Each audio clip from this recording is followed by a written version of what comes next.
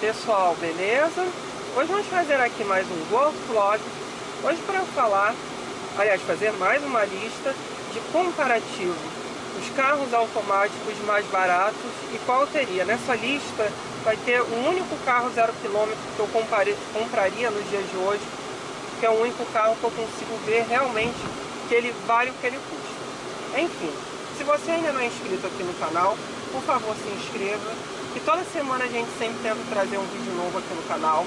Se você já é inscrito aqui no canal, por favor, participe daquela área comunidade, que lá nós sempre tentamos falar a respeito de curiosidades automotivas em geral, de carros que a gente já testou, de carros que a gente vai testar aqui pro canal. Bom, os carros automáticos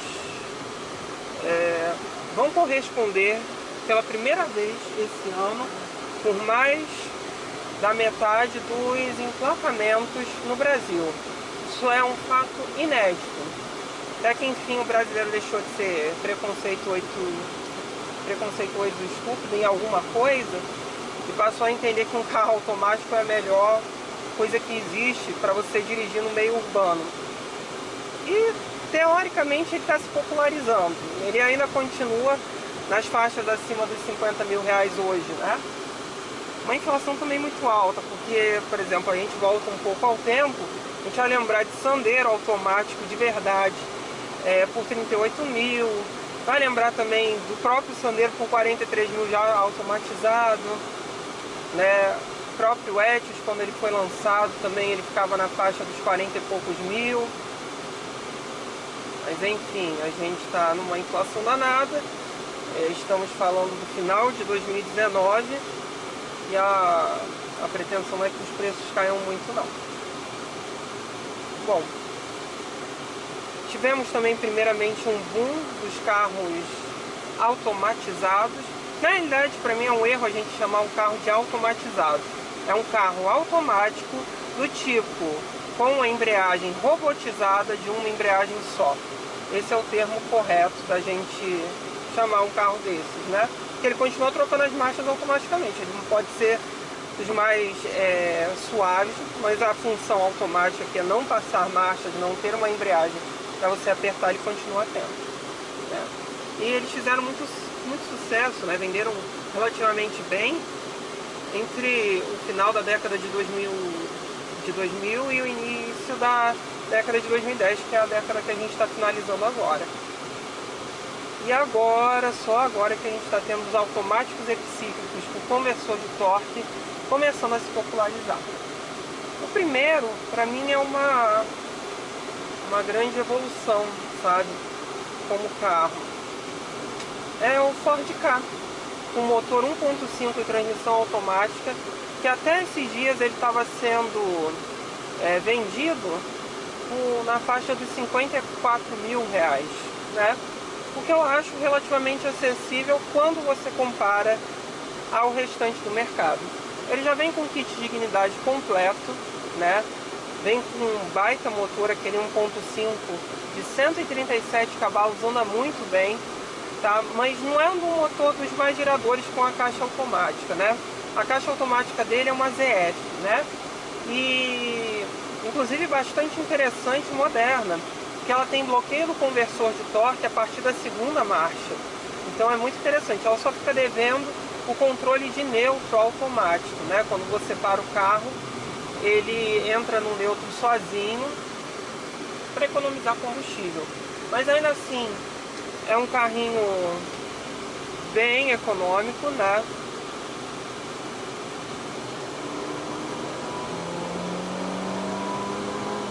Bem econômico.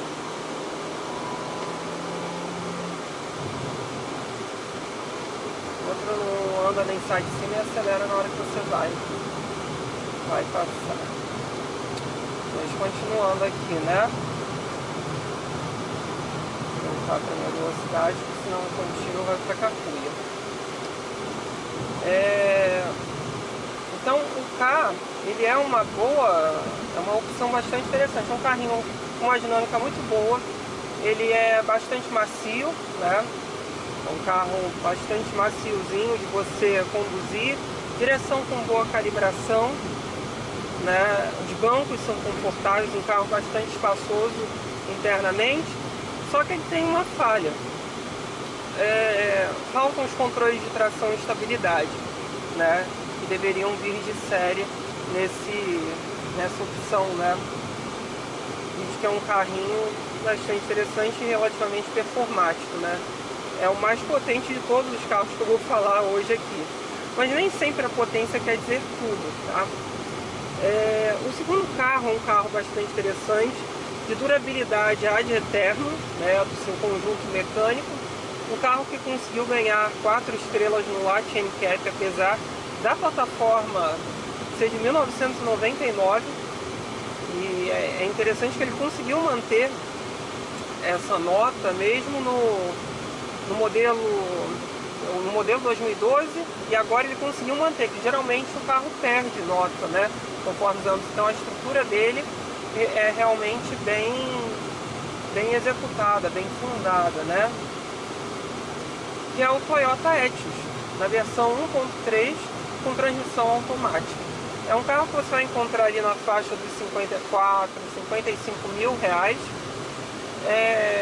que vale muito a pena, na minha opinião, porque a transmissão automática dele é muito suave. Apesar dela ter só 4 marchas, ela trabalha muito bem com motor 1.3, que a gente vai ver um Etios travestido de 80 mil reais.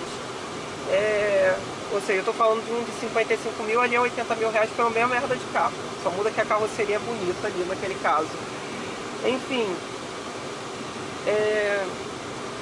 ele mantém os mesmos erros da versão manual que a gente falou anteriormente, mas traz as mesmas vantagens também, que é um motor bastante econômico, bastante durável, um carro muito confortável de conduzir, que ele é muito, muito, muito macio, muito suave. O grande problema para mim no Etios, por exemplo, numa velocidade dessas, é a falta de centerline.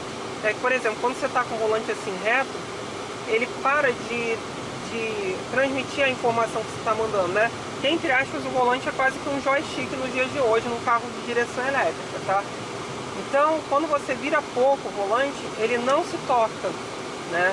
Então você acaba tendo que fazer um movimento um pouco maior, né? E aí acaba tirando um pouco o carro da linha reta que ele se encontrava. E esse comportamento ocorre primeiro por conta da calibração da direção, né? E também por conta da posição dos amortecedores dentro das caixas de roda, que também faz ele ter um comportamento estranho quando você vira uma rua muito rápido. Ele não desfaz o volante, como acontece na maioria dos carros nos dias de hoje. Isso são detalhes que você se acostuma com o uso no seu cotidiano, né? O restante é um carro bastante macio, bastante suave, silencioso. É uma caixa de duração também ad eterno, porque era a mesma caixa que foi usada no Corolla por muitos anos. Eu acho que é talvez um dos grandes erros da Toyota na linha Etios foi não ter lançado logo a transmissão automática, porque faria o carro vender muito já naquela época, né? O Etios foi um carro que demorou a encartar e vocês sabem disso. Mas na qualidade final do carro em si é um carrinho muito bom, tá? É um carrinho muito gostoso, apesar de ser feio, né? E vem com controle de tração e estabilidade, né? Então já é uma adição bastante interessante, inclusive Hill Holder, né? Então nessa parte de equipamentos ele até que é bem equilibrado nos dias de hoje. E é muito curioso a gente falar de relação custo-benefício na Toyota, que geralmente vende carros totalmente fora da casinha em termos de preço, né? Que tem quem compre. Enfim, outro carro que eu acredito que vale a pena da gente citar aqui, e que até que eu tenho visto alguns nas ruas, eu achava que eu ia ver bem menos dele, é o Gol automático. Ele também fica nessa faixa dos 55 mil reais.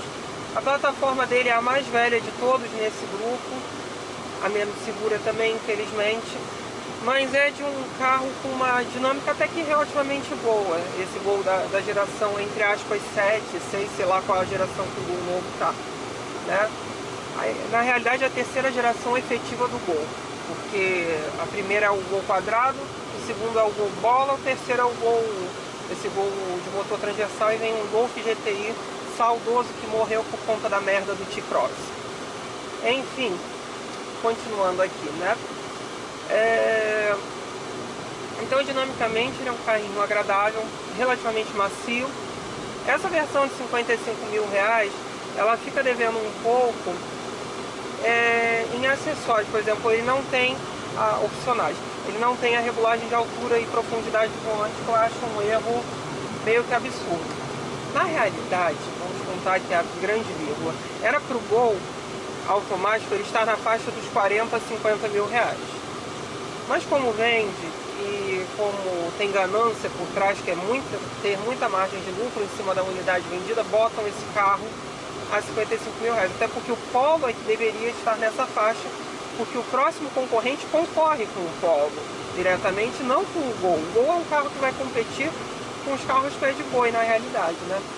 Mas o motor do Gol é muito interessante, é 1.6 MSI, é um dos níveis de torque maiores dessa categoria, e é combinado com a melhor caixa entre todas, né, que é a Izinha AT6, que é praticamente o padrão da indústria automobilística nos dias de hoje. E é muito gostoso, muito confortável, escalonamento bastante longo, e com isso ele consegue manter uma boa economia de combustível.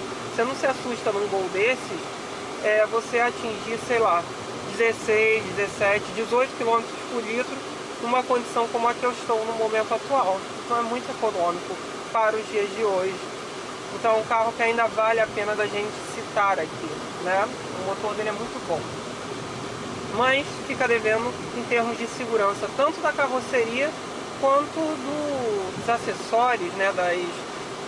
Da eletrônica em geral, porque ele não tem controle de tração e estabilidade. E deveria ter, porque a Saveiro Cross tem, né? É aquelas coisas malucas. A Saveiro Cross poderia também ter um câmbio automático e venderia pra caramba, porque o agroboy é o que não falta e deixa de comprar e pagar caro por elas, né? Poderia ter um câmbio automático, não tem, mas tem os controles de tração e estabilidade. O Gol, que deveria ter também, não tem. Enfim, aqui a gente vai seguir para o carro que eu eu tenho certeza que seria o único carro que eu compraria 0 km nos dias de hoje, porque é o único carro que eu considero que ele tem uma equação relativamente justa. Vocês pensem, ele tem motor turbo, ele tem uma transmissão automática de 6 velocidades, ele tem 5 estrelas no Latch NCAP, ele traz controle de tração e estabilidade e também traz 6 airbags. Além de um acabamento interno bastante agradável, muito bem feito, a melhor posição de dirigir entre esses carros. E vem com kit de dignidade completo, rádio, ar-condicionado, direção elétrica, obviamente, conjunto elétrico. Sim, eu estou falando do Onix Plus e do Onix Plus Sedan. Para mim a melhor equação em termos de compra, tem um desempenho super interessante, é muito econômico no ciclo urbano e no ciclo de estrada. É gostoso de dirigir, é muito suave, é assim uma grande surpresa, né, no segmento. E as versões, entre aspas, sem letra, né, que é a sem nomenclatura, porque o Onix tem LT, LTZ, então a versão sem letra, ou seja, o Onix Turbo automático, você parte de 55 mil reais na versão hatchback e na versão sedã de 58 mil reais. É um preço excelente no mercado atual. Você imagina que para você levar uma merda de um Virtus, por exemplo, que é um carro que compete diretamente com o Onix, merda porque é muito caro e não vale o preço que cobram, né? Por um carro que deu muito problema no início e continua dando, né? Aquele clássico problema de Volkswagen que o porta-malas é uma piscina. Um Virtus, na condição mais básica, com transmissão automática e motor aspirado, que deixa o carro meio chinfrim pelo peso dele, vai partir lá de 72, 73 mil reais. Então é uma diferença de preço muito grande para um carro com um acabamento inferior, desempenho muito inferior ao do Onix Sedan, por exemplo. Então é a melhor opção para quem está querendo um carro com uma dinâmica boa, bastante macio, bastante suave, motor tecnológico, desenho bonito, né? O desenho dele me lembra O Cruze antigo eu estava tentando lembrar a referência que eu me lembrava. Carro seguro, carro espaçoso, a melhor opção. Seja o sedã ou o hatchback. Eu com certeza teria um, inclusive, tá? Porque eu acho a equação dele maravilhosa para os dias de hoje. E mais alguma vez eu falo, a Chevrolet com esse ato, eu espero que isso demore muito tempo para que eles aumentem o preço do carro de maneira efetiva, porque vai forçar toda a categoria como um todo, assim, a baixar de preço, né? Porque o consumidor vai ganhar muito mais, né? Você tem 6 airbags, você tem um motor turbo, a transmissão automática aqui, ela não é a melhor de todas, é uma GF6, é uma transmissão própria da Chevrolet, mas ela melhorou muito conforme os anos, né? Então é um carrinho muito bom pelo preço que ele cobra e vai acabar forçando o mercado como um todo a abaixar junto. Menção honrosa eu faço aqui ao Argo 1.3 GSR, que seria encontrado ali na faixa dos 53, 54 mil reais, mas é um carro que o que acontece? Eu não desgosto da transmissão dele, eu gosto do GSR, que é um câmbio automático, do tipo com embreagem robotizada, de uma embreagem só, né? Assim, uma embreagem só. Ele funciona bem, mas ele está um passo atrás de toda a categoria, né? Ele não poderia cobrar por um câmbio muito mais simples o preço de um automático bicicleta, né? Então aí ele já morre para mim nessa questão. Apesar dele trazer controle de tração e estabilidade. A segunda menção honrosa vale para um conjunto mecânico, né? Uma relação câmbio e motor que é maravilhosa, mas numa plataforma que está muito defasada e que deve muito em termos de segurança. É um March, né? Você encontra um March com transmissão CVT ali nas faixas que circundam 56, 57 mil reais. É um carrinho muito agradável de dirigir no circo urbano, muito econômico, mas que a plataforma já deu muito o que tinha que dar, né? Então é isso, pessoal. Espero que vocês tenham gostado de mais esse vídeo. Curtam, compartilhem, se inscrevam no canal. Se vocês têm alguma dúvida, postem aí embaixo, com o tempo eu vou respondendo. Se vocês querem que teste um carro específico, me informem embaixo do carro, eu tento arranjar e falo a respeito das minhas impressões após guiar para vocês. É isso então, pessoal. Valeu!